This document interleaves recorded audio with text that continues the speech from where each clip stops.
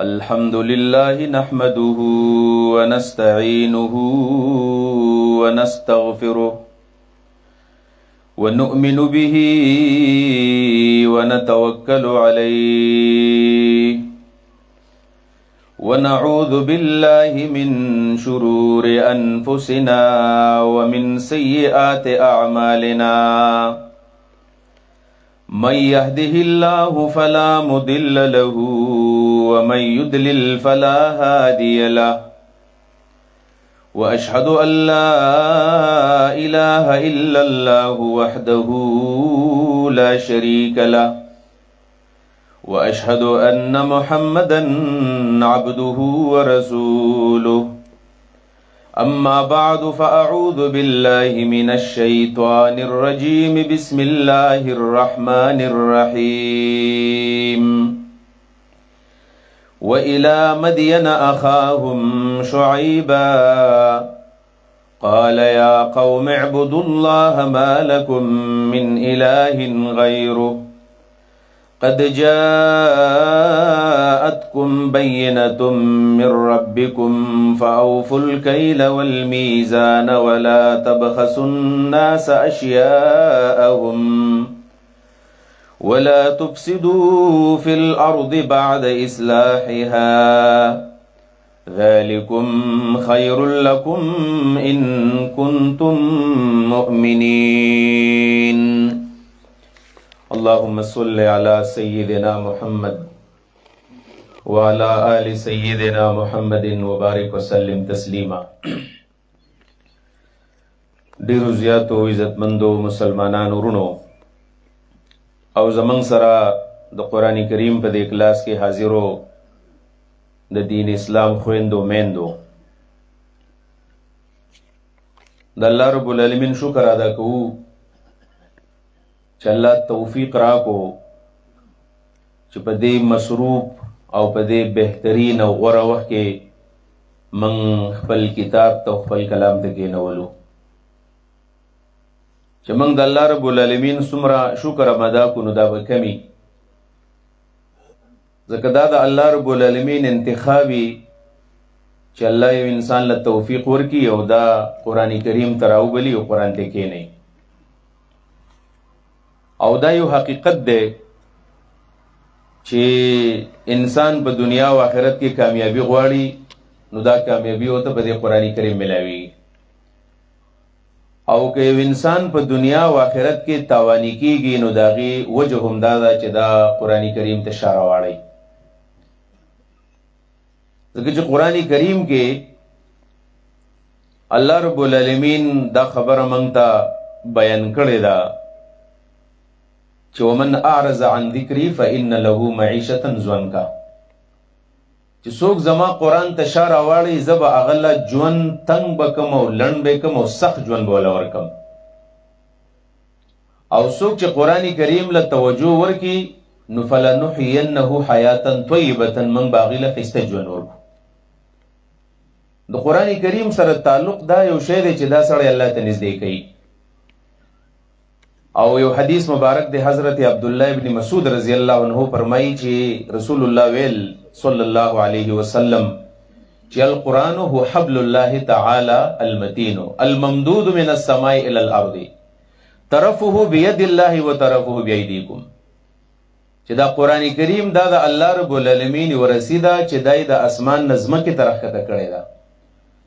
یو طرف استاسو بلاس کې دی او بل طرف دا د الله پلاس کې دی او الله رب العالمین موږ ته وایي چې ګوره په دې رسۍ باندې مضبوطی منګولې ولګوئ نو تاسو به الله ته نږدې کېږئ. امام احمد بن حنبل رحمت الله علیه ډېر جلیل القدر امام تیر شوی دی او دغه ژوند د عظیمت نه او د سختو نه ډک دی ټول عمر په تکلیفونو کې تیر کړی دی او په یو د علم الکلام او د عقیدې یو مسله او په هغې کې جیل ته تللی او ډېر زیات تکلیف ورته په جیل کې رسېدلی و هغه نه په آخر عمر کې چا تپوس کړی و چې امام صاحب چې داسې کم یو عمل دی چې په هغې باندې بنده الله ته ډېر نږدې کېږي یو انسان غواړي چې زما د الله سره تعلق جوړ شي وی امام احمد بن حنبل رحمه الله ورته ویل چې ما 200 ځل الله په خوب کې لیدلی دی 200 ځل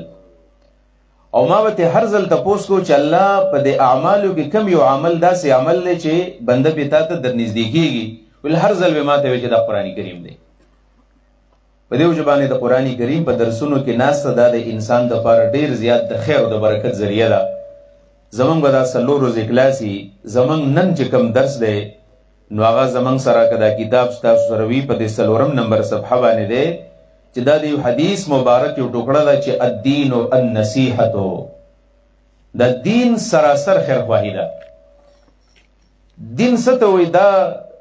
انسان به د ځان نه داسې جوړوي چې د بل دپاره به خیر لټوي، د چا ته به نقصان او تکلیف به نه رسوي. دا دین دی. بنیادی طور باندې دا د رسول الله صلی الله علیه وسلم یو صحابي دی، تمیم نوم یې دی، تمیم داری رضی الله عنه. او دا بنیادی طور باندې عیسائی و، بلکې دا د عیسایانو پاپو، د عیسایانو لوی عالمو. او بیا ول الله رب العالمین د ایمان توفیق ورکو، بیا ایمان راوړی دی او آخر عمر بیا د نبی علیه السلام سره تیر کړی دی. دا حضرت تمیم داری رضی الله عنه فرمایي چې نبی علیه الصلاة والسلام ویلی و چې الدین والنصیحة، دین سراسر خیرخواهي ده. یو سړی وایي چې ما کې دین شته او که نشته دی. دا موږ نن په دې ګراونډ کې ناست یو، موږ د ځان نه تپوس وکړو چې موږ کې دین شته او که نشته دی. یا دا تپوس موږ د ځان نه کوو چې زه دینداره یم او که زه بېدینه یم. دا بل چاته نه وایي چې ستا زما باره کې څه خیال دی چې یاره زه ټیک یم او که زه ټیک نه یم. دا د ځان نه تپوس وکړي. که دا سړی داسې و چې د بل مسلمان دپاره د خیر جذبه لرله چې بل مسلمان ته دې تکلیف نه میلاویږي، دا بل مسلمان ته دې ښېګړه میلاو شي، نو دا دې په ځان پوه شي چې دا سړی دینداره دی. او که یو سړی داسې دی چې د هغه په زړه کې سوچ دا دی چې زه به د پلاني مسلمان ته یا د زنانه ته نارینه ته دا تکلیف څنګه رسومه، دا سړی بیا بېدینه دی. په دې وجه باندې عزتمندو ما نن درس کې دا 2-3 وړې واقعې د ځان سره لیکلي دي. زه به ستاسو مخکې دا بیانومه چې زمونږ اسلافو او زمونږ د دین چې کوم اکابر دي، صحابه او تابعین او د رسول الله صلی الله علیه وسلم زمانې ته نږدې خلکو هغوی څنګه ژوند تېر کړی دی، ځکه د هغوی په ژوند کې زمونږ دپاره نمونه ده. د امام غزالی رحمت الله علیه نوم هغې نه به تاسو واقف یې، امام غزالی، د هغه کتاب دی احیاء العلوم. په دې احیاء علوم الدین کې هغه یو واقعه ذکر کړې ده. یو عالم دی علی بن فضیل رحمت الله علیه، دغه نوم دی علی بن فضیل.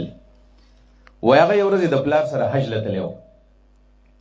په دې حج کې چې تلو نو ظاهره خبره کله چې سړی احرام واچي نو ځان سره په دې پرس کې پیسې هم ښودلې، موبایل هم ځان سره ښودلی،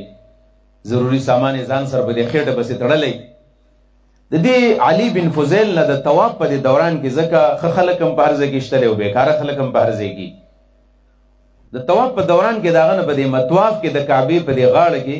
د هغه نه پیسې ورکې شولې او چا ته پیسې پټې کړلې، دینارونه ورسره د سرو زره دې چا پټ کړل.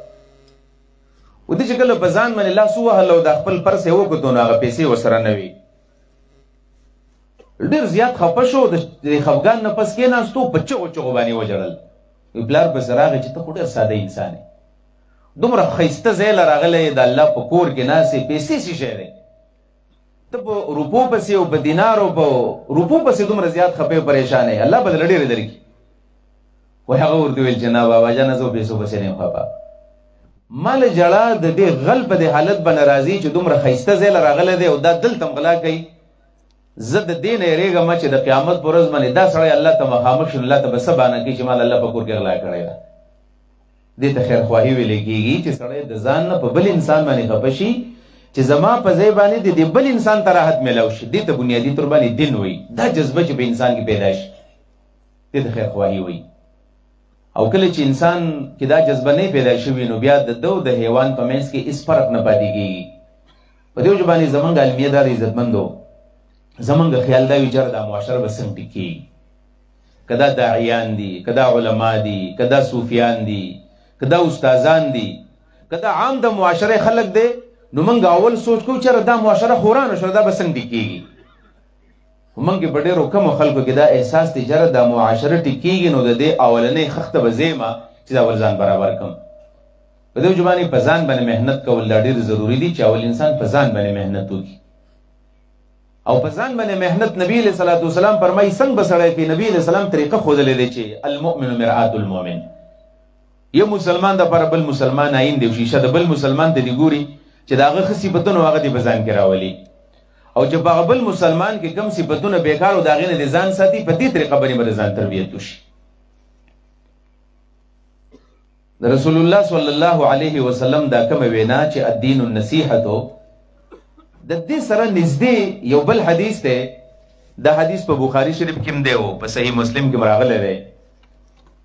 چې یو صحابي دی جریر ابن عبدالله بجلی رضی الله عنه. د دې صحابي په باره کې راځي چې دا متأخر الاسلام دی، یعنی په اخر عمر کې ایمان راوړی او نبی علیه الصلاة والسلام چې کله وفات کېدو د هغې وفات نه یو کال مخکې دې صحابي ایمان راوړی او داسې حسن الله وله ورکړی چې حضرت عمر رضی الله عنه وایي موږ ورته یوسف هذه الامه وایو، چې دا ویل موږ ویل چې دا زموږ د زمانې یوسف علیه السلام دی. ډېر زیات ښایسته صحابي و او د ځان یو صفت بیان کړی دی چې ما کله رسول الله صلی الله علیه وسلم ته به کتل نو نبي علیه السلام ما ته مسکی کېدو. دا د صحابي صفت دی، منقبت دی. دا وایي کله چې ما ایمان راوړو د نبي علیه الصلاة والسلام خواله کله رالمه، نبي علیه السلام ما ته ویل چې لاس راوګد که لاس راوغځوه، زه ستا سره بیعت کوم، ایمان راوړه. ما چې کله د رسول الله صلی الله علیه وسلم سره بیعت د ایمان کوو نو په ایمان کې ورسره ما 3 خبرې کړې وې. 3 یو خبره مې ورته کړې وه چې بایعت رسول الله صلی الله علیه وسلم علی اقام الصلاة، مې د الله رسول زه چې څو پورې ژوندی مونځ به کومه، مونځ به نه پرېږدم. د مونځ بیعت مې د نبي علیه السلام سره کړی دی. دویم بیعت مې ورسره دا کړی چې ماله الله مال را کړی دی، مالدار یم او علی ایتای زکات یې، زه به زکات خامخا ورکوم، زکات کې به چون چرانه کوم. خو درېیمه خبره ورسره چې ما کومه کړې وه هغه دا و چې والنصح لکل مسلم، زه به د هر مسلمان سره ښېګړه کوم. دا اوس ما بیعت کړی، قسم مې ورته کړی زه به د مسلمان خیرخوا یم، مسلمان دپاره به په زړه کې غلط سوچ نه پیدا کوم. بس دا د نبي علیه السلام سره بیعت وکړو. نبي علیه الصلاة والسلام یو کال پس وفات شو. بیا له الله مال را کړی نو ما خپل خادم له پیسې ورکړلې چې میلې ته لاړ شه، په بازار کې ما له یو ښایسته شانې اس واله.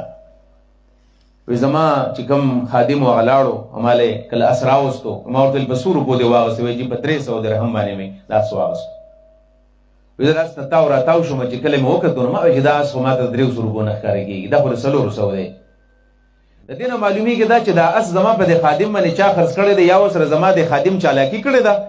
او یا دغه کوم سړی چې خرڅونکی دی نو دا ساده دی. وایي ما خپل خادم له 100 درهم ورکړه چې دا ولې ویسته چې ستا ته دوکه شوی او دا د 400 روپو دی. ویل بیا مې چې کله د خپل اس ته وکتل نو ویل بیا ما ویل چېرې دا خو د 400 مې، دا خو د 500 دی. نو بیا مې په 100 روپۍ نورې ولېږلې. بیا مې چې ورته وکتل بیا مې دا د 600 دی. بیا مې د 200 حتی چې په خپله باندې دته دا اس ملاو شوی دی په 300 باندې، او جریر ابن عبدالله بجلی رضی الله تعالی عنه دا اس په خپله باندې ورسو 800 روپو ته 500 درهم یې وله په خپله باندې ورکړل چې دا اس د دې مستحق دی او ترځان ورکړی دی. نو دا خادم راته ویل چې ته خو ډېر ساده انسان یې، ګوره په 300 روپۍ باندې ما ته میلاو شوی، خلک دې ته خوشحالېږي چې ما ته ګرانه سودا په ارزانه باندې میلاو شوله او تا په خپله باندې 800 ته ورسوله. ویل ما ته ویل چې ما خو د الله د رسول سره قسم کړی دی چې ما ورته ویلو چې زه به یو مونځ نه پرېږدم، زکات به خامخا ورکوم، او بل مې ورته دا ویلي او قسم مې ورته کړی چې والنصح لکل مسلم، د هر مسلمان سره به زه خیر ښېګړه به لټوم، زه به د هر مسلمان سره خیرخوا یم. نو که دا د 800 شی دې ما په 300 روپۍ باندې اخیستی وي نو دا خو زه خیرخوا نه شوم، زه خو بدخوا شوم. بیا دې ته ایمان ویلې کېږي. عزتمندو، په دې وجه باندې د مؤمن صفت دا دی چې دا به د بل مسلمان دپاره به خیرخوا وي. بلکې دا رسول الله صلی الله علیه وسلم د سیرت نه او د سنت نه دا معلومیږي چې مسلمان به د مسلمان دپاره یوازې خیرخوا نه وي، بلکې دا به د غیر مسلم دپاره هم خیرخوا وي، او دا به د مرغو دپاره هم خیرخوا وي، دا به د حیواناتو دپاره هم خیرخوا وي. دا به په هر حالت کې دا مسلمان دا به خیرخوا وي د بل مسلمان دپاره. یو حدیث مبارک دی چې رسول الله صلی الله علیه وسلم فرمایي، سنن د ابو داود کې نورو کتابونو کې راغلی دی چې نبی علیه السلام صحابو ته ویل چې انصر اخاک ظالما او مظلوما، د خپل مسلمان ورور مدد وکړې، که دا ظالم یو که دا مظلوم مدد وکړې، یعنې د ظالم مرسته به هم کې او د مظلوم مرسته به هم کې. نو صحابه کرامو تپوس وکړو، سړی پاڅېدو چې انصره اذا کان مظلوما، د الله رسول چې مظلوم نو زه به بالکل دغه مدد کوم، خو په کیف انصره ظالما، چې کله ظالم زه به څنګه مدد کوم، ظالم مدد خو جو کوم نو خو به په دې ظلم باندې مضبوطوم. ویل نبی علیہ السلام راته ویل چې تحجزه عن الظلم فذلك نصرك اياه، چې دا کم سړی ظلم کوي نو لاس ولې ونیسه، دا کم سړی چې زیاتې کوي نصیحت ورته وکړه، دا کم سړی چې ظلم او زیاتې کوي نو هغه د ظلم نه منع کا، تحجزه یا تمنعه من الظلم فذلك النصر گیاهو، چې کله د ظالم د ظلم نه بند کو نو دا بنیادی طور باندې تا د سره مدد وکړو. ځکه چې حدیث کې راځي الظلم ظلمات یوم القیامه، دا ظلم به د قیامت په ورځ باندې به تکې تورې تیرې وي، نو د تیرونه وساده. دا مؤمن شان دی. عزتمندو، خیر خواهی او مسلمان د بل د پاره خېګل لټول د هغې د پاره علماو لیکلي دي چې ضروري شرط وردا دی اول به سړی د ځان څخه خیر خوا جوړېږي، چې د ځان باره کې به اول دا فکر کوي چې زه اول ځان د پاره خیر خوا شم او ځان کله جوړ کړم نو بیا به د بل د پاره دا جذبه ساتي. مشهوره واقعه ده د حضرت ابو الدحداح رضی الله تعالی عنه. صحابه کرامو ژوند ډېر ښایسته ژوند تېر کړی دی. د نبی علیه الصلاة والسلام په درس کې ورځې ناستو او یو آیت نبی علیہ الصلوۃ والسلام صحابو ته واورو چې من ذا الذی یقرض الله قرضا حسنا، چې په تاسو کې څوک داسې دی چې هغه به الله لره قرض حسن ورکړي. او دا آیت موږ بار بار اورو او په مخه باندې اورو، خو ابو الدحداح رضی الله عنه چې د آیت کله واورېدو زړه ته یې شو او زړه ته خبره هله کوزېږي چې کله یو انسان په توجه باندې کینی او په دې نیت باندې کینی چې دا په ما باندې اثر وکړي نو دا خبره بیا اثر کوي. او څوک چې بیانې چې هغه هم ښه په درد باندې وکړي، د زړه په درد باندې دا بیا اثر کوي. کله چې دا خبره د واورېدله چې الله موږ ته وایي چې ما له قرض راکوي، حیران دی چې الله زموږ نه قرض څه له غواړي. نو بیا یې د نبي علیه الصلاة والسلام نه پسې دا دویمه جمله واورېدله چې فیضاعفه اضعافا، الله رب العالمین به وله دوچن او سیچن کې الله به وله اجر ډېر زیات ورکړي. ویل د ده یو باغ دی او په دې باغ کې 600 کجورو بوټي دي، 600 د کجورو بوټي. دا نن سبا خو د هایبریډ تخمونه راغلي دي او که معمولي غونې یو ډېر طاقتور بوټی هم سړی نال کې 2-3 کاله کې میوه کوي. د کجورې په باره کې خو دا خبر مشهوره وه پخوا چې کجوره کله ناله کې نو بیا به دې ستا نوسي نه بلکې کړوسي به دې بیا میوه خوري، دا مشهوره وه. نو 600 بوټي کامیابول او د هغې باغ لګول دا ډېر زیات ګران کار دی چې 600 بوټي د چا په باغ کې. او دا باغ داسې باغ و چې د دې باغ په دې منځ کې ابو الدحداح رضی الله عنه د ځان دپاره ښایسته یو مزیدار کور جوړ کړی و. وی دا یې چې کله واورېدو ویل د نبي علیه الصلاة والسلام د دې درس نه چې کله پاڅېدو ویل منډه کړله او د باغ په دې خوله کې ودرېدو، دننه ورنه راغی او خپلې ښځې ته اواز کړو چې یا ام الدحداح، ام الدحداح یې ښځه وه. ویل زر دا ماشومان د دې کور نه راوباسه او دا کور مو او دا باغ دا مې الله له په قرض باندې ورکړو. دا اصل کې لیوني نه و، دا پاګلان نه و. دې خبره زړه ته کوزه شوې وه چې حقیقت څه شی دی. ویل ښځې مخیاره ښځه وه او داسې ورته نه ویل چې ته خو پاګل شوی لیونی شوی د 600 بوټو باغ څوک د الله په لار کې ورکوي او دې کې زمونږ ښایسته کور دی او په دې باغ کې داسې یو کویو چې د هغې اوبه به خوږې وي او د لرې لرې نه خلک به راتلل د دې ځینې به اوبه وړلې. ویل ام الدحداح چې کله راووتله نو دا ماشومان په دې باغ کې ګرځي او کجوري مجوري په لاس کې راغسي دا خوري. ویل ام الدحداح راغله او د خپلو بچو د لاسه دا کجوري واغېستلې. ویل دا موږ الله له په قرض ورکړلې، راځه ویل بار ځو بار به ځان له غم کوو. او دا ابو الدحداح دی او د هغه ښځه ده او د هغه بچي دي د دې باغ نه او د دې کور نه راووتل او چې کله بهرحال یا رسول الله سلم دا باغ موږ تاله درکړو ته الله له په قرض کې ورکړه او د دې سودا په قیامت کې زه د الله نه غواړم. دا هغه جذبه ده چې په انسان کې کله اول پیدا شي. نو کله چې انسان کې دا درد را پیدا شي نو بیا د بل دپاره د ښېګړې او د بل دپاره د خیر هغه جذبه بیا انسان په زړه کې بیا ساتلی شي. عزتمندو، د یرموک غزا او جنگ یرموک او غزو یرموک دا په اسلام کې یو ډېر روشن باب تیر شوی دی، یو ډېر لوی جنگ تیر شوی دی په اسلام کې. او دا داسې جنگ و چې په دې جنگ کې د مسلمانانو تعداد ډېر زیات لږ او د کفارو تعداد ډېر زیات و، خو د هغې باوجود الله رب العالمین مسلمانانو له کامیابي ورکړله. محدثین او علماو چې کوم لیکل په دې جنگ باندې کړي دي او د دې بنیادي وجه دا و چې په دې جنگ کې د مجاهدینو په خپل منځ کې تعلق ډېر مزیدار و، په یو بل باندې خفه کېدل، ترجیح یو بل له ورکوله. د دې ترجیح په وجه باندې الله رب العالمین هغوی ته هغه دشمن راسملو. د یرموک په غزا کې ویل نو 3 ملګري دي، مشهور صحابه دي، حضرت عکرمه دی او حضرت حارث دی او حضرت سهیل. عکرمه، حارث ابن هشام او سهیل رضی الله تعالی عنهم دا 3 کسان دي او نږدې دي یو بل ته. په دې دوران کې په دې باندې ګزارونه وشول او 3 واړه را پرېوتل. حضرت عکرمه هم لاندې پروت دی او سهیل هم پروت دی او حارث هم پروت دی. او ظاهر خبره ده چې کله یو انسان خوږ شي نو د هغه اوبو ته زړه کېږي، خو د دې زنکدن شروع دی په دې حالت کې. د دې زنکدن په حالت کې ویل د عکرمه مرۍ وچه شوله او یې اواز یې وکړو چې ما له اوبه راوړئ. چې کله وله چا اوبه راوړلې نو دې دوران کې چې ګوري نو خواته ورسره دا حارث دی، وایي دا حارث ورته داسې ګوري، سهیل ورته ګوري، سهیل نږدې دی ورته، سهیل ابن عمر دا د عکرمه ته ګوري، نو وایي دا د کس ته وجلس یې وکړه چې دا اوبه د سهیل له ورکړه د دې دپاره چې دا سهیل دا اوبه اوس کې ده ته ډېر لوی ضرورت دی. نو هغه د عکرمه نه اوبه راواغېستې له سهیل بن عمر له یې ورکړلې. چې کله هغه ګلاس په لاس کې راواغېستو چې ویې کتل نو دا بل ملګری حارث ورته نږدې نږدې ګوري، دا وایي ما ته دومره ضرورت نه دی او د بل سړي ته ډېر ضرورت دی، دا اوبه ده له ورکړه ده ته ډېر تکلیف دی. نو هغه چې د دې سهیل نه دا اوبه واخېستلې حارث له کله راوړلې، نو هغه چې کله اوبه رارسولې نو د هغه نه ساه ختلې وه. وایي دا واپس چې راغی وایي چې د سهیل بن عمر له اوبه ورکړم، چې هغه له راغې د هغه نه هم ساه ختلې ده، او کله چې د سهیل نه راغی عکرمه له د هغه نه هم ساه ختلې ده. یو ګوټ اوبو دپاره 3 کسان دي او 3 واړو ته ضرورت دی. خو دوی د رسول الله سره دا وعده کړې وه، دی د نبي علیه السلام سره دا عهد کړی و، دی د نبي علیه السلام سره د ایمان سودا کړې وه چې مؤمن به دې ته ویلې کېږي دا به د ځان په ځای باندې بل له ترجیح ورکړي. دا د مسلمان شان دی، یؤثرون علی انفسهم ولو کان بهم خصاصه، د ځان په ځای باندې به بل مسلمان له ترجیح ورکړي، دې ته ایمان ویلې کېږي. د صحابه کرامو دا ژوند دا خو ټول ډک دی، خو د سیرت مطالعه چې سړی کله کوي د صحابو ژوند کله ګوري دا ټول واقعیات دا خو ډېر ښه واقعیات دي چې صحابه کرامو ترجیح نور له ورکړې د ځان په ځای باندې. زم د ټول لوی ښېګړه چې ده نو دا حضرت عایشې رضی الله عنها کړې ده. او حقیقت هم دا دی زمونږ سره په دې درس کې دا زنانه او دا خویندې هم شریکې دي. حقیقت هم دا دی چې د اسلام دپاره څومره قربانۍ دا نارینه ورکړي دي، د دې نه زیاتې قربانۍ دا زنانه ورکړي دي. او د اسلام چې څومره خدمت نارینه وکړی دی، د دې امرکنۍ د دې نه زیات خدمت دا یقینا د زنانه وکړی دی. رسول الله صلی الله علیه وسلم چې کله وفات شو نو صحابه کرامو منځ کې دا اختلاف و چې نبی علیه السلام به چېرته ښخ و،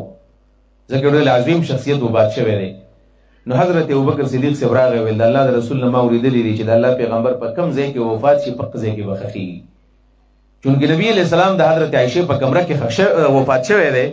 نو په دغه ځای باندې به نبی علیه السلام ښخ و. نبی علیه السلام بسترې راوچته کړله په کوم ځای چې د نبی علیه السلام نه ساه ختلې وه، او صحابه کرام رالو په هغه ځای کې وله قبر وکنستو، په دې کمره کې په دې حجره کې دننه وله قبر وکنستو. بیا د نبی علیه السلام د وفات نه وروستو 2 کاله او 3 میاشتې پس حضرت ابوبکر صدیق رضی الله عنه دا وفات شو، لومبی خلیفه د مسلمانانو. نو ژوند کې دا رسول الله د حضرت عایشې خاوند دی او ابوبکر صدیق یې پلار دی. نو حضرت ابوبکر صدیق رضی الله عنه ورته وی چې لورې ستا په دې کمره کې وګورئ د نبی علیه السلام په دې خوا کې ماله قبر کړئ، نو هغې اجازت ورکړو. حضرت عایشه فرمایي چې کله زما د پلار او زما د خاوند په دې کمره کې ښخ وو، نو لږ شانې ځای داسې و د دې قبر خوا ده چې په دې کې 3م قبر راتلو. نو ما فیصله کړې وه چې دا قبر دا به زه د ځان دپاره ساتم، په دې کې به زه ښخېږم. او ظاهره خبره ده چې د نبي علیه السلام په خپو کې او د نبی علیه السلام په ګاونډ کې یو سړی ښخېږي، دا څومره لوی سعادت دی. یعنی دا د مسلمان ارمان وي چې الله رب العالمین ماله په حج کې یا په عمره کې مرګ راولي او په بقي کې الله تعالی ما ښخي. یو خبره بس انسان ته بله یادېږي، د دې خبرې دپاره چې الله ماله مدینه کې مرګ راکړي، وایي حضرت عمر به 15 وخته په مونځ کې دا دعا کوله چې اللهم ارزقنا شهادة فی سبیلک وفي بلد رسولک. اے الله زه ستا نه شهادت غواړم، ستا په لار کې ستا د پیغمبر په ښار مدینه کې درنه غواړم. حضرت عمر ویل په هر منځ کې دا دعا کوله، د پیغمبر په ښار کې درنه مرګ غواړم. او امام مالک رحمه الله چې ډېر زیات مالدار و په دې امامانو کې ویل هغه سره د دې نه چې د مکې او د مدینې په منځ کې 8 ورځې فاصله و چې سړی ښه په قلاره باندې ځي په اس یا په اوښ باندې، او پکې دمم کوي او شپه پکې سفر هم نه کوي. په 8 ورځو کې یا په 2 ورځو کې سړی مدینې ته رسېدی شي او د مدینې نه مکې ته رسېدی شي. امام مالک رحمه الله د کپړې یو ډېر لوی تاجر دی، د مال دولت کمې ورسره نه و، خو صرف په عمر کې یو ځل حج کړی دی. کله چې د حج دا ورځې راغلې او دا خلک به د مدینې نه مکې ته روانو،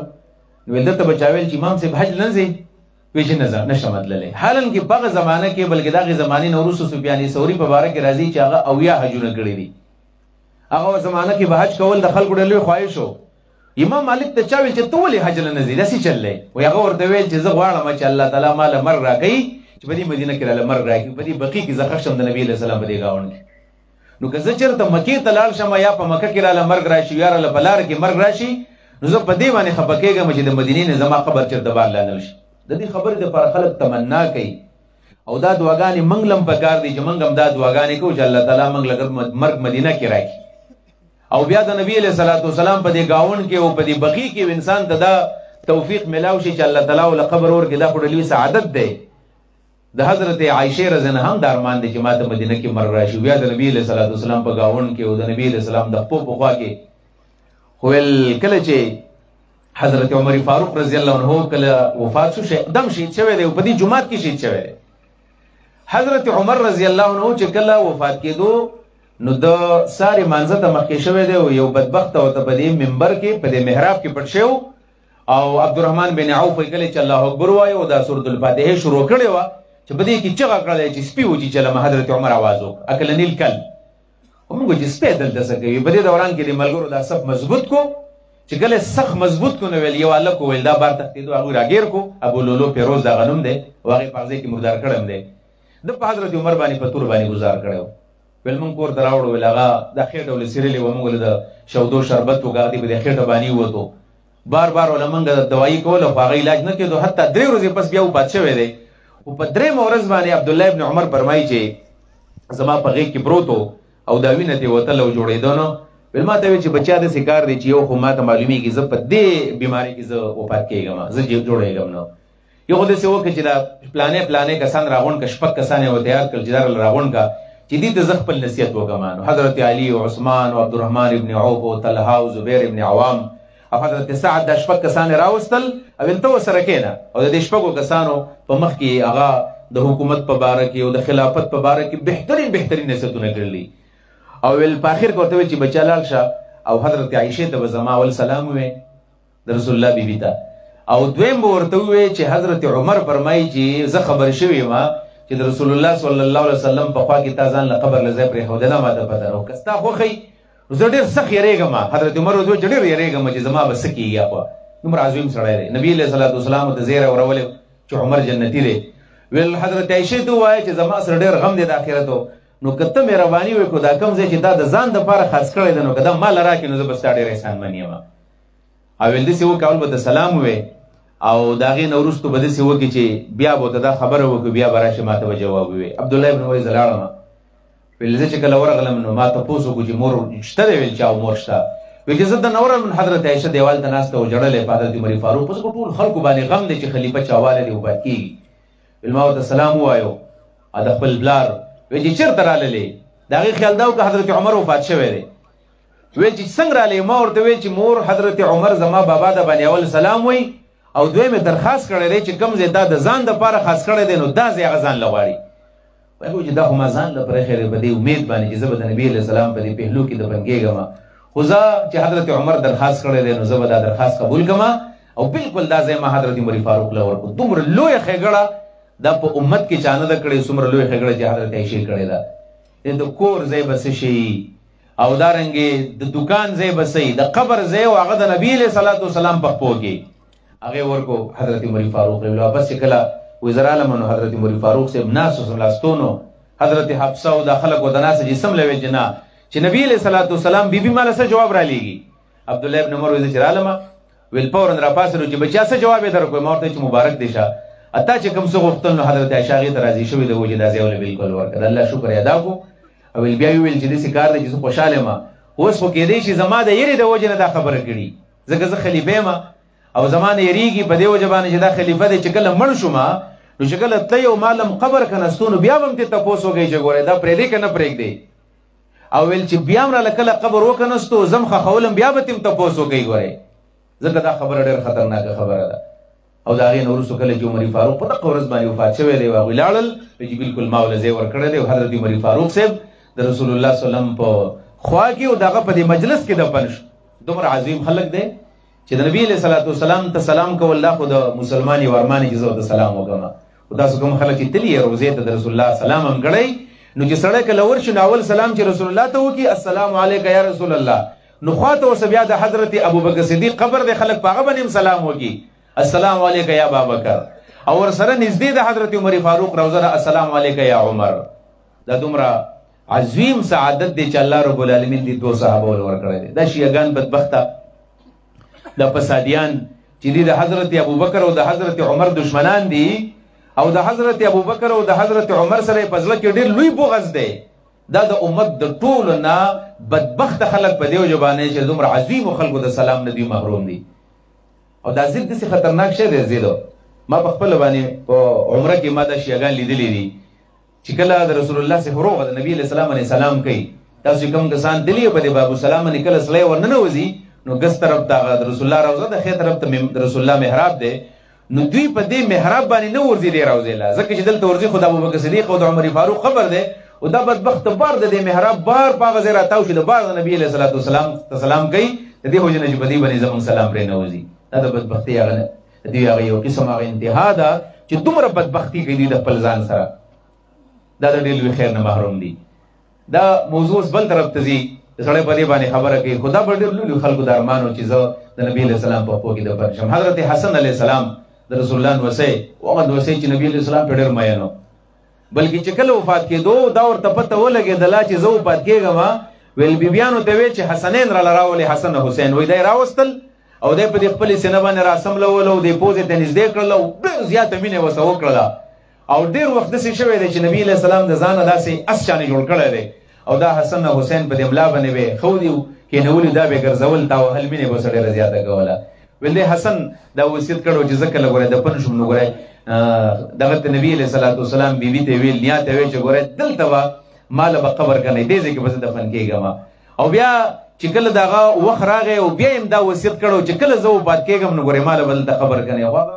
وخت داسې هر وخت کې په امت باندې ډېر خطرناک حالات راغلي دي یو روایت پکې دام راغلی دی چې چېرته ښځه چا پویه کړی و زار یې وله ورکړي او بیا چې هغه کله وفات شو دی حضرت حسن د دام هغه ته نه میلاوېدلی چې د خپل نیکه سره په دې کمره کې دفن شوی نو حضرت حسن بیا بار ته وړی دی او بار بیا دفن کړی دی دا د صحابه کرامو دا د هغوی ارمان به و چې په داسې بهترین ځای کې موږ ته داسې موقع میلاو شو بیا د نبي علیہ السلام په ګاونډ کې په بقیع کې دا هغه خیرخواهي د عزتمندو چې دا صحابه کرام دا په دې حقیقت باندې پوه وو چې ګورئ دینداري دې ته ویل کېږي چې دا به د ځان دپاره هم خیرخواهي او دا به د بل دپاره هم خیرخواهي د خیرخواهۍ خو ډېر واقعات دي او دا د رسول الله سیرت او د رسول الله سلم سنت دا د دې نه ډک دي خو یو واقع بیانوم یو واقعه چې کله د تبوک غزا وه نبی علیہ السلام د چندې اعلان چې وکړو نو تبوک کې رومیانو دا ډېر طاقتور خلک سپر پاور په هغه زمانه کې به ورته وایو نبی علیہ السلام عام اعلان وکړو چې د چا سره په کور کې صحیح نه ګورئ چنده راوړئ ځکه چې څه شی نشته دی او دشمن ډېر خطرناک دی حضرت عثمان چې کله راغی ویې کتل چا به ابو عقیل به نوم یو صحابي دی مسلم کې د حدیث دی ویل هغه چې کله راغی ویل چې په کور کې څه شی نشته دی ولاړو د شپې دیاري وکړه د شپې 4 کیلو وربشې هغه ګټلې وې 4 کیلو نو هغه 2 کیلو په کور کې کېښودلې 2 کیلو وربشې راوړې نبي علیہ السلام لې ورکړلې نو داسې وایي دا وربشې پټې نیولې وې ځانو د شرمېدو چې زه دا نبي علیہ السلام له ورکوم دا خلک راپسې خاندي پټې نیولې وې نبي علیہ السلام لې ورکړه چې دا قبول کړه نور څه شی نشته دی دا چې د چا څومره وس کېږي دومره به دا قرباني کوي ویل نبی علیہ السلام چې کله دا وربشې راواغېستلې 2 کیلو ویل منافقانو ویل چې جنگ د سوپر پاور سره جنگ کوي او په 2 کیلو وربشو باندې دی جنگ ګټي وی نبی علیہ السلام راواغېستلې وی چې دا 2 کیلو وربشې دومره قیمتي وربشې دي که نه چې د دې نه نور قیمتي شی نشته دی او دا وربشې راواغېستلې او په دې جومات کې چې څومره ډېرې پراته وو په ټولو باندې ترې لږې لږې وشیندلې ویل د دې د لاسه به الله تعالی په دې کې برکت اچوي بیا چې حضرت عثمان راغی ویې کتل چې دا خو 2 کیلو په 3 کیلو وربشو باندې به څه وشي وی هغه لاړو کور ته او خپلو خادمانو ته ویل چې 100 اوښان ویل دا د غلو نه ډک کوي او 100 اوښان یې د غلو نه ډک کړل او داسې لویه قافله ده را روانه د خلک په نظر باندې دي چې دا څوک دي چې راغی حضرت عثمان ته مخکې او نبی علیہ السلام ته د الله رسول دا 100 اوښان داواله او دا د الله په لار کې قبول کړه رسول الله صلی الله علیه وسلم داسې خوشحاله شو ویل دا مخې داسې روښانه شو ویل تا به ویل چې چا پې د پاسه د سرو داسې رنګ وراړولی دی مخکې دا رنګ زیړ اوس تک سور شو د خوشحالۍ نه بیا چې حضرت عثمان وکتل چې دا خو د رومیانو سره جنګ دا خو په 100 اوښانو کار نه کېږي ویل په 2م ځل باندې لاړو په 2م ځل باندې 100 اوښان د غلې نه ډک کړل او 100 اوښان یې مزید راوستل نبي علیہ السلام ورته چې دا څوک دی ویل دا عثمان دی او ویل څه پکې ویل دا مې هم د الله په لار کې ورکړه د الله په لار کې قبول کړه د الله رسول قبول یې کړه نبي علیہ السلام ته واغسل دعا ورته وکړه بیا هم په دې تسلي نه کېدله ځکه هغه په زړه کې دا خبره وه چې دین څه ته ویلې کېږي په 3م ځل باندې چې لاړو او په 3م ځل باندې بیا 100 اوښان ډک کړل 300 اوښان یې چې راوستل ویل نبي علیہ السلام د خوشحالۍ نه منبر نه لاندې راکوز شو ایسته او دا ټول صحابه کرام په جومات کې ناست ویل راغی ویل چې زه دا اوښان په خپله باندې ګورم او تاو راتاو شو په دې اوښانو کې او ډېر زیات خوشحاله دی ویل بیا چې کله کېناستو د حضرت عثمان په دې هم تسلي نه کېږي چې زه خو ډېر مالدار یم 300 اوښان څه شی دی مال خو الله تعالی د زرګونو خان عمر الله تعالی مال وسره کړی په 300 سکیږي ولاړو اول کور کې خزه دویل چې دا څومره سره زمون کې دا زما د لمن تر واچو 1000 دینار و در واغستل چې دا په دې زمانه کې وسو تاسو تولې سره سره جوړیږي په دې زمانه کې و در واغستل او نبی له صلوات والسلام دی د الله رسول زولې کا او داسې وترواړول او داسې تاویږي په دې جمعات کې چې وخت په نه تیریږي چې دومره لږه صدقه مې ولې وکړه او نبی له صلوات والسلام له لمن کې ورواړوله نبی له صلوات والسلام د لمن د سی واغستله ودا سه ودا سره چتول او داسې لوبي وسره کولې وی چې عثمان چې سکه هغه غوا د دین ورس داله هیڅ یو عمل نقصان نشي درکولې عثمان چې سکه الله تعالی ته معاف کړي دا مهنت بنیادی تور باندې عزت مند را پزان باندې کول پکار دي دا بل ته ویل باندې ډیر اساني او تقریر کول او بل مطمئن کول بنیادی تور باندې دا مهنت پزان باندې کول پکار دي چې دا پزان باندې دا مهنت مونږ شروع کو او چې موږ بنیادی تور باندې دې ته ځان تیار کو اول انسان به د ځان غم کوي څنګه چې قران کریم کې الله فرمایي قو انفسکم واهلیکم نارا اول ځان دور نه بچ کوي او داغې نه وروسته بیا ټول انسانیت دور نه بچ کول او د ځان د پاره ښېګړه کول او د صحابه کرامو ژوند هغه منګه داغې سو واقعیات تاسو مخکې بیان هم کړلې خو عزتمندو داسې وړې دوه خبرې د هغه پکې کوم نو بیا به انشاءالله د ایتونو ترجمه کوو ځکه چې دا ټایم ډېر مختصر دی او ډیوټیانو هم خلک سکول کالج ته هم تاسو ځئ به کله کله یو انسان دا واقعیات د صحابه کرام واوري چې مایوس شانی شي چې د حضرت عثمان سم مال دولت او عبدالرحمن بن عوف مالدار او زما سره څه شي دي زه څه نشم ورکولای لکه دا ابو عقیل په شان چې دا صرف 2 کیلو وربشي وس کېدو نو دا انسان کله کله مایوس شي چې زه خو سم نشم کولای عزتمندو انسان له الله تعالی څومره وس ورکړ دی په خپل وس باندې دا پړل صحیح حدیث ته رسول الله صلی الله علیه وسلم کله کله صحابه کرامو ته د بنی اسرائیل د زمانه واقع ویلي نبی علیہ السلام یو ورځ صحابه ته ویلو چې په خوا یو سړیو په بنو اسرائیل کې ورکوټه شانی عمل کړی دی ورکوټه معمولی و د دې معمولی عمل په وجه باندې چون کې د انسانیت سره د خیر جذبه الله جنت ته بوتلې دی بل بلار باندې روانو نو په دلار باندې داسې یو ونه و داغې د سړګي برکته شوی نو دا سړی ولو بچ ول د سوچ وګو چې که زما په ځای باندې سبا بل سړی په دلار باندې راځي اسنو دا سترګې چرته زه خو بچم خدا سترګه بووي بل کور دلاړو او تبرګې راواغستو او د هغه ونه د خاخونه ماخونه کټ کړل چونکی ونه پردی و هغه سړګې راواغستلې او دا ونه لاندې یو طرف ته کې خودلې چې دا خاخونه ماخونه سانګي به خلک ویسي او د دې په وجبانی به د چا سترګې به بچي د چا سر به بچي اسې نو د دې ونه د لاسه سړی زخمی شي ورکوټه شانی کار یو کنه پردی ونه والا پدې تبرګي پدې سانګو پدې سړګو والو باندې وسمره ټیم لګیدو نبی علیہ الصلوۃ والسلام فرمایي پدې معمولی عمل باندې پشکر الله له د دې عمل الله قدر وکړو او فغفر الله له الله تعالی معاف کو او فادخله الله الجنه پدې معمولی عمل الله تعالی جنت ته ولېږو دومره خیګړم چې انسان په ځل کې راشي دا جنت تلو لپاره کافي ده او په دې صحیح بخاری کې او په صحیح مسلم کې دا بل روایت موجود دی چې نبی علیہ الصلوۃ والسلام د یو بد کردار زنانه تذکرہ کړی و حدیث کې راځي چې كانت بغیه د خپل عزت په پیسو باندې خرڅو دا سي بد کردار غزوا رسول الله صلی الله علیه وسلم فرمایي ورځې په سفر باندې روانه و یو روانه و تند پیراله لوډه زیاته تګی شولا یو طرف ته ګوري بل طرف ته ګوري چې داسې یو ګډ وب ماته ملاو شي چې زما د مړی او زما د جواب بلم دشي ولدا سلری د وبو د سپړق وکړو چې وبدي لاړه چې کله ورسېدل ورته نو هغه یو کوی شانې وو نه پکې بوکشته ده نه لوخ اشتره چې داتي وراوالي نو څنګه چې دا ساروی وبس کې نو د ځانې په غاړه په سیټینګ کو د خپل د سره ورخته کو او د ساروی په شانې دی کوی نو بوس کړي او د تندې ماته شو روانه شو کله چې دی کوی د غاړه را تاو شو لا اخو طرف ته وکتل نو سپی راغلی دا کلبتون لفظ به حدیث راغلی سپی دا او دا غي د جبر ایستل دا وې دا خزوي چې زما کم حاجت او د حاجت د دې سپیان مطلب دام تګی شوی دا وز د دې سره څه شی نشته چې وبول راوخه او دا سپی تاویګ را تاویږي او که خطه وس ور سر ورکته کې غورځيږي با وې دې خزي وې چې دې باندې وزه خامخ وبس کم دې سر خګړه ز کومه څه شی وس نشته خپل موزه ویستله او د خپل لوپټه وشلوله نیمه لوپټه راواغه سره ځان نه تاو کړه او دا نیمه لوپټه دا په دې موزه پسې وتړله او دا به دې کوی تخته کول او د دې نه بوبره خجولې او دا به په دې سپي باندې سکلی بیا به ورکته کړه راو چې دې وکړي په دې سپي به وسکلی بار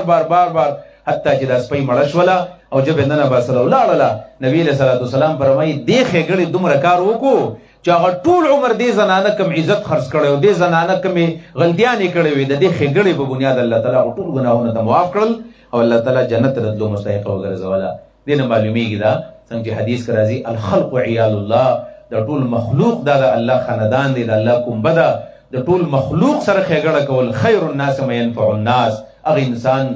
الله ته محبوب دی او الله ته غوره دی. په انسانیت کې ښه انسان هغه دی چې د خلکو په ښېګړه باندې راشي. دا د سورة الاعراف آیتونه دي، یو 15 آیتونه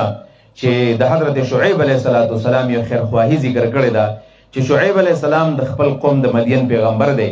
او د دې په قوم کې یو څو غټې غټې برایانې وي. هغه دا و چې عام خلک بزنسمینانو تاجرانو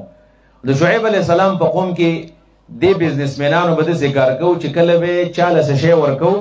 نو وزن به کم و، د بل نه به چې اغوستو نو وزن به یې زیاده اغوستو. دا یو غلطي په دې کې وه. نن سبا عام طور باندې زموږ د تاجرانو دغه صورتحال دی، وزن کې د خلکو کمی وي، په معیار کې کمی وي، دوایي هغه 2 نمبر ده، د خوراک مواد 2 نمبر دي، که کپړه ده چې څه شی دی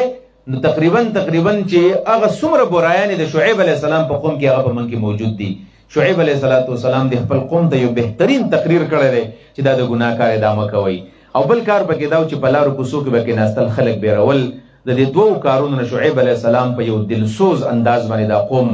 منع کړی دی، نو هغه انداز قرآن کریم کې دی. وإلی مدین اخاهم شعیبا، الله شعیب علیه السلام د دې ورور موږ مدین ته لېږلی و، قوم ته تقریر کړی دی یا قوم اعبدوا الله، ای قوم د الله عبادت وکئ، ما لکم من اله غیره، ستاسو دپاره د الله نه بغیر بل معبود نشته. قد جاءتکم بینة من ربکم، یقینا تاسو ته د خپل رب د طرف نه یو دلیل راغلی دی چې هغه زیمه. فاوفوا الکیل والمیزان، وزنم پوره ورکوئ او پیمانم پوره ورکوئ. ولا تبخسوا الناس اشیاءهم، د خلکو نه د هغوی څیزونه مه کموئ چې پیسې دي پورالی. ولا تفسدوا فی الارض بعد اصلاحها، او د اصلاح نه وروسته په ځمکه کې فساد او رانۍ مه کوئ. ذلکم خیر لکم ان کنتم مؤمنین، دا غوره دي ستاسو لپاره که مؤمنان یئ. ولا تقعدوا بكل صراط، نو په لارو کې مه کښېنئ توعدون چې خلک یېروئ،